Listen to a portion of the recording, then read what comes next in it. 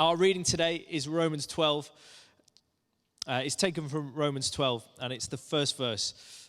It says this: "Therefore I urge you, brothers and sisters, in view of God's mercy, to offer your bodies as a living sacrifice, holy and pleasing to God. This is your true and proper worship." When I was 19, I moved from the Lake District, where I'd grown up, to the northeast of Scotland, to Aberdeen.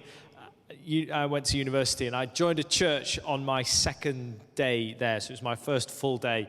I joined this church, and I remember really vividly walking in, and the pastor was there, and he said hello to me. He kind of clocked that I was new. He was straightening some chairs, and he went and found me a seat, and I sat down in the seat. The service started, and the worship band kind of started playing, and everyone stood up, and they were really simple songs, which was nice for me because it meant I could follow them and sing along. There was nothing too complicated. But there was something that I couldn't really put my finger on at that moment. But it was, as people started singing, as the band started singing, as I started joining in, my fears, my anxieties, my worries, or my guilt, or my shame just seemed to disappear. My heart opened up. And it was as if I'd run into the arms of someone who I'd longed to see my whole life. In that moment, I encountered the presence of God. And I still remember it today. I went back to that church most Sundays. And actually, I had a really similar experience most Sundays I went there.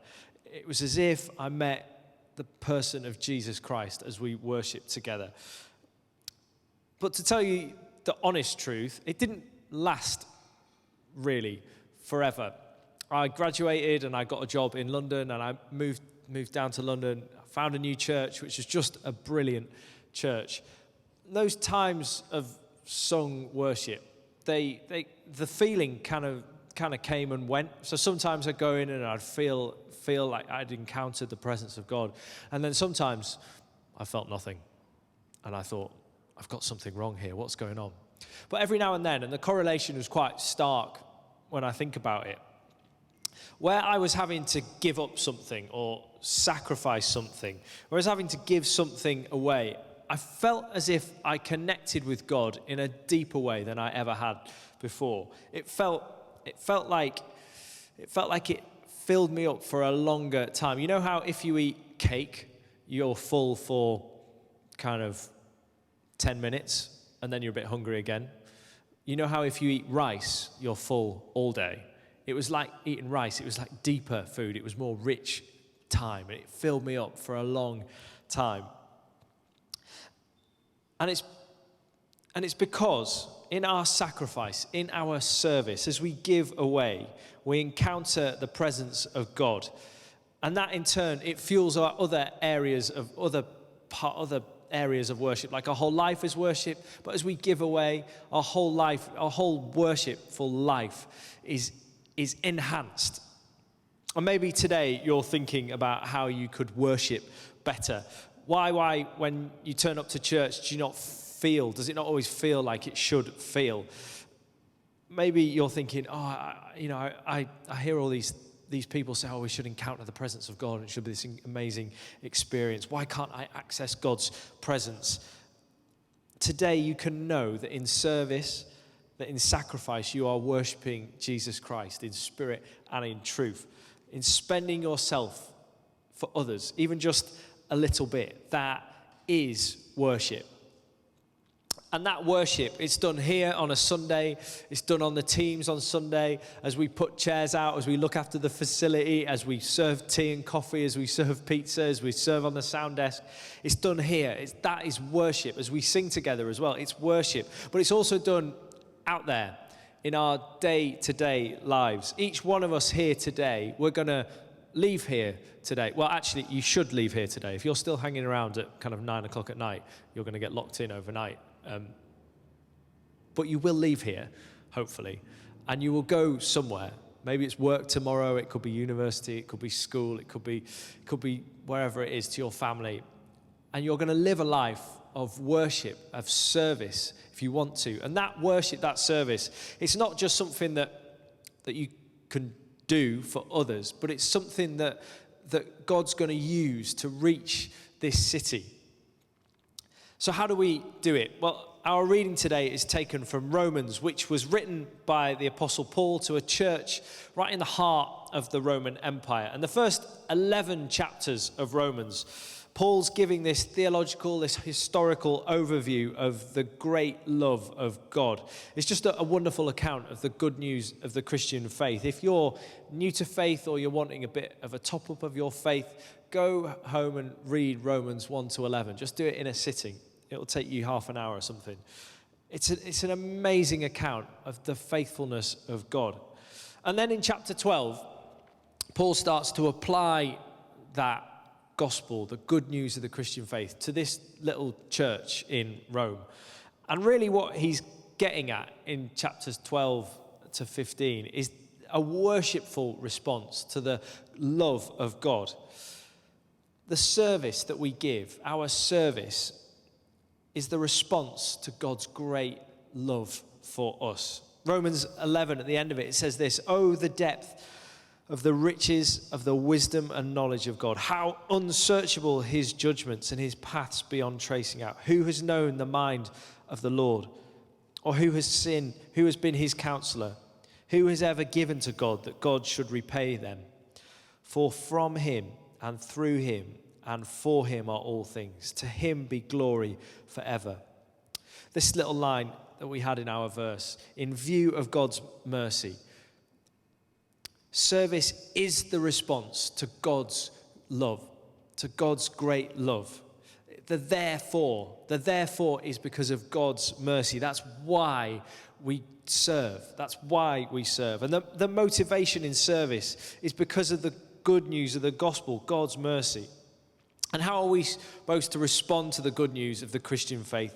In worship. But it's not just worship that's an experience. It's more than singing. Singing is great. It's something that our whole bodies do. Service is something that every part of us does. The next little line in our verse says this: "Offer your bodies as a living sacrifice." This living sacrifice language has its roots in Old Testament worship, where animals and food was offered to God as a sacrifice, as a worshipful sacrifice to his faithfulness. And here, to Paul, the sacrifice is not an animal or food, it's our bodies. What Paul isn't saying here is take off your arm, chop it off, and give it to God. He's not saying that. What he's saying is use your bodies. Use your arms, your hands, your legs, your mind, your emotions, your feelings, your prayers, your passions, your desires. Use them. John Stott, who's a pastor, an author, a theologian, he says this: Paul is clear that the presentation of our bodies is our spiritual act of worship. This is a significant Christian paradox. No worship is pleasing to God, which is purely inward, abstract, and mystical. It must express itself in concrete acts of service performed by our bodies. Our bodies and our minds, they're interconnected. I don't know if any of you have been ill. I'm sure you have. But when you get ill, you might also feel a little bit down. Whenever I get ill, my emotions feel down. And it's because your body is connected to your mind and your soul and your emotions. Everything is interconnected. So you might feel something as you worship, and that is valid because it's part of who you are. And as valid as a feeling, if not more valid, is the physical action of responding to God's love. And what does that look like? I quite enjoy running, and I go out running if I can in the week with a few other people. And I usually turn up late because I've got 2 little kids and got to get them to bed. Anyway, I got out late the other night, and one of the guys said, "Well done, you're allowed out tonight." I was like, yeah, I'm here. And we got talking a little bit about life with little kids. And this guy, he didn't have any. And I was explaining that, sometimes I work on an evening and, I've just got to I've got to get our kids to sleep. And so I just get out to whatever I can. And I kind of nonchalantly said, I make these sacrifices because I've got kids. To which the guy, he's not a Christian, he said, oh yeah, that's right, you make compromises. And in that moment, I was really challenged because it got me thinking about that there's a real difference between compromise and sacrifice. I like to think that because I put the kids to bed, I can go out running, but that's not really what we're getting at here today. Because to compromise, which is a great thing, means you kind of expect something in return, or you hold something back in reserve. It's like, if I help with bedtime, help others, I can go running later, helps me. Whereas to sacrifice means you don't expect anything in return.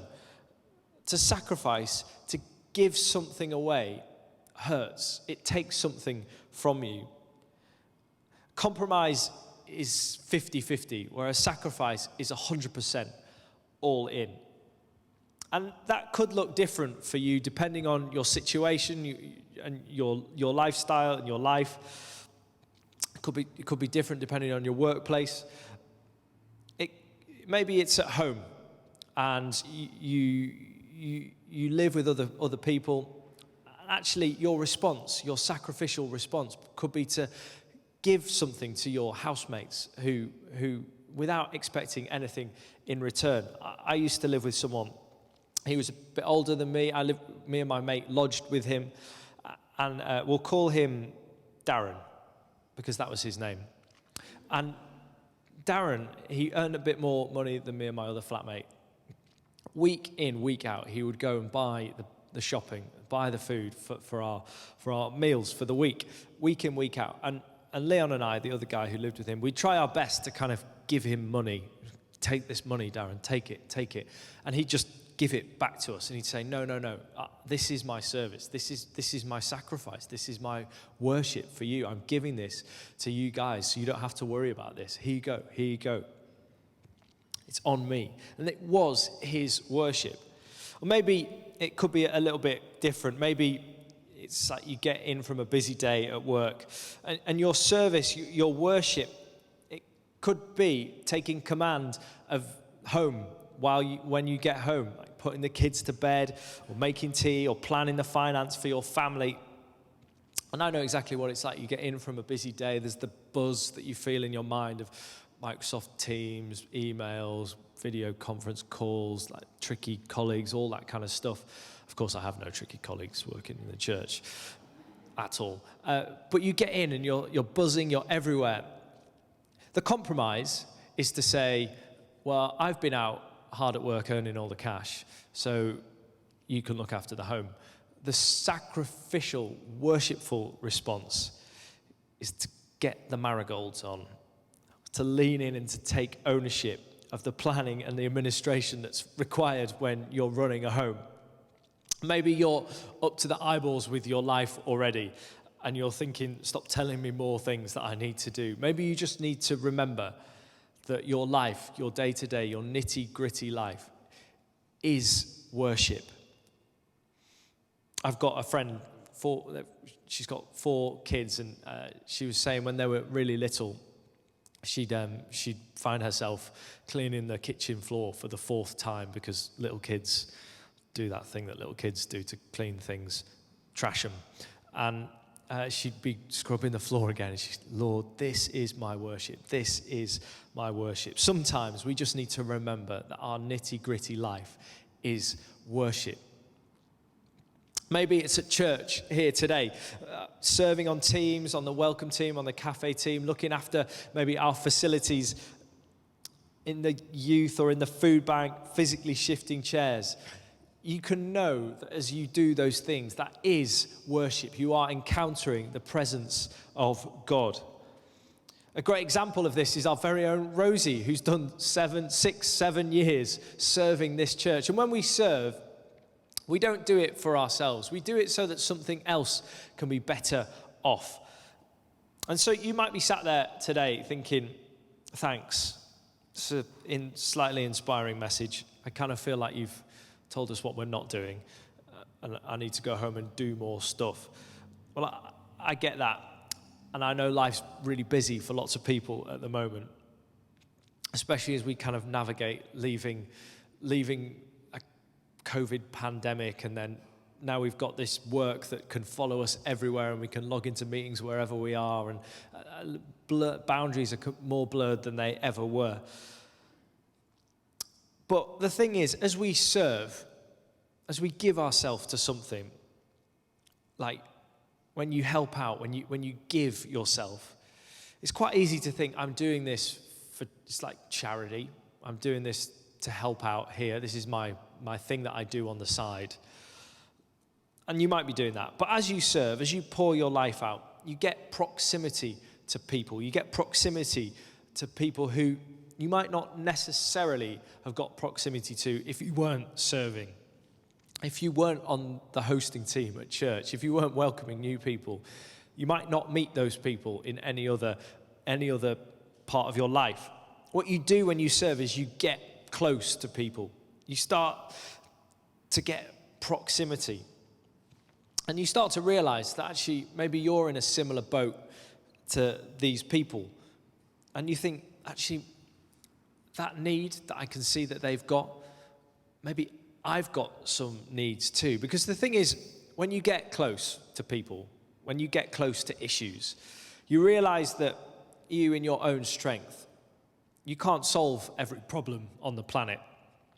Not through planning or hard work or intelligence or capability or capacity. You can't solve all the issues.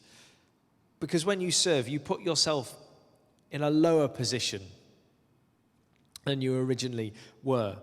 And when you get down on your knees, you're vulnerable.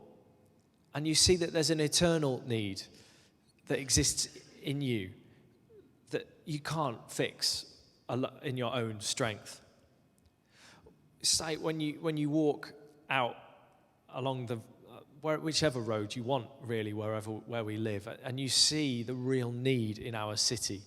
You see homelessness. You see the people who the cost of living crisis is affecting. You realize that we, in our own strength, we can't solve this issue. But there's another someone who got down on their knees and served. In John's Gospel, chapter 13, we read this. It was just before the Passover festival. Jesus knew that the hour had come for him to leave the world and go to the Father. Having loved his own who were in the world, he loved them to the end. The evening meal was in progress. Jesus knew that the Father had put all things under his power and that he'd come from God and was returning to God. So he got up from the meal, took off his outer clothing and wrapped a towel around his waist. After that, he poured water into a basin and began to wash his disciples' feet, drying them with the towel that was wrapped around him. You see, there was another who served. And on the night before he was handed over to be betrayed, he took off his royal robes. He knelt down and he washed the feet of those who he really didn't have to. He went lower than a slave and he washed their feet. And you and me, as we serve, we realize that perhaps it's not necessarily us doing a good thing, but perhaps we're the ones sat in that seat having our feet washed, even though there's nothing really in our lives that might deserve it. And on the cross, Jesus chose the ultimate way of sacrifice, the ultimate act of service, to serve you and me. He gave everything he had to solve that eternal need we all have, to be welcomed into the arms of someone who we've longed to meet our whole life.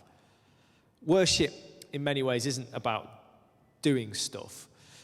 It's about having our lives changed by the only one who can change them, Jesus Christ. And we can all respond, all of us here today, no matter what our situation. And when we do respond, we might get to see the world around us changed a little bit. This is a picture of my friend. He's called Stephen Thang. He was born in Myanmar, in the capital, Yangon. Stephen's a Christian, and as a teenager, him and his family, they were forced to flee Myanmar because of their ethnicity and their faith. He was part of a tribe that was persecuted. And because he was a Christian, he was persecuted as well. So if he'd stayed, he could have been put in prison or worse, killed. It was a horrible situation. So he fled and he settled in Malaysia as an undocumented refugee awaiting safe and legal passage, either to Australia or to the United States. And he left when he was a teenager. He's 31 now, and he's still waiting for that passage at the moment. There's no state care, no education, no rights as a human in Malaysia for Stephen. So he's stuck there, kind of in limbo. But he's a brilliant musician, and he's great at gathering people. And through his own servant heart, he unwittingly started this church that met on a Tuesday lunchtime with other refugees from Myanmar.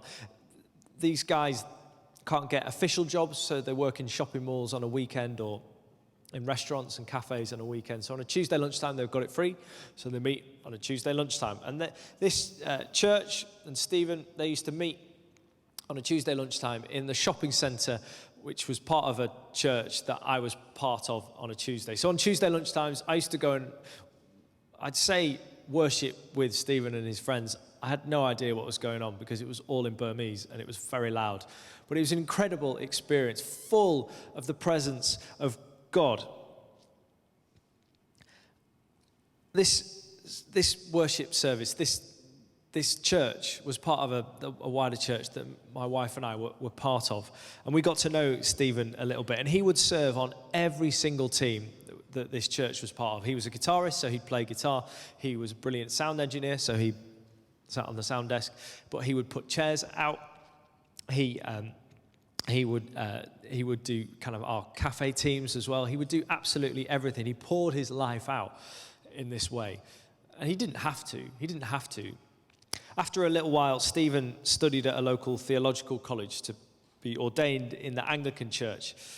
And it's interesting what Stephen is still doing, because his first job after getting ordained, he didn't kind of do that priestly thing and become kind of special, slightly elevated above everyone else. The first job Stephen did when he was ordained was to set up a food bank for providing emergency support for people whose lives have been devastated by the COVID-19 pandemic.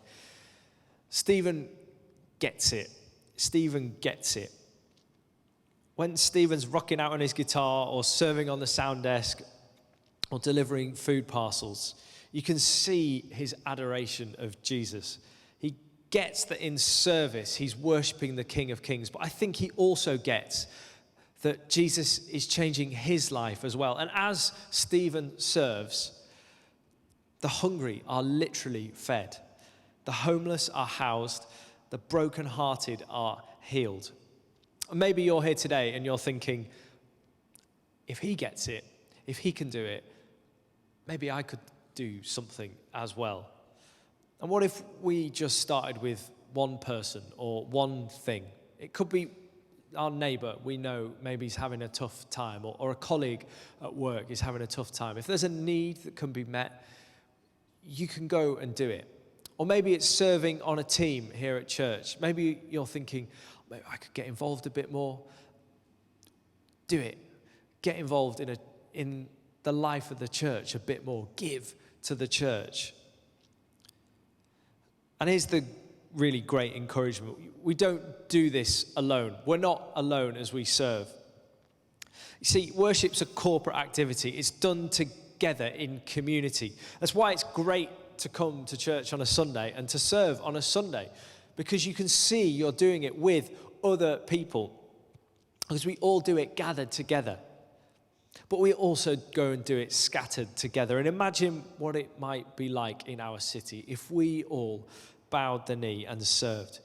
Sometimes I think about the picture. If we all went down Northcote Road with a load of baseball bats and just smashed the place up, we could do an awful lot of damage. What are there, 100 of us here?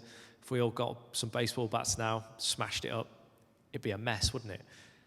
Can you imagine what it might be like if we went out into our world and instead of smashing it up, we served it and we loved it and we loved it and we poured ourselves out into it in worship of Jesus Christ? We might see this city changed.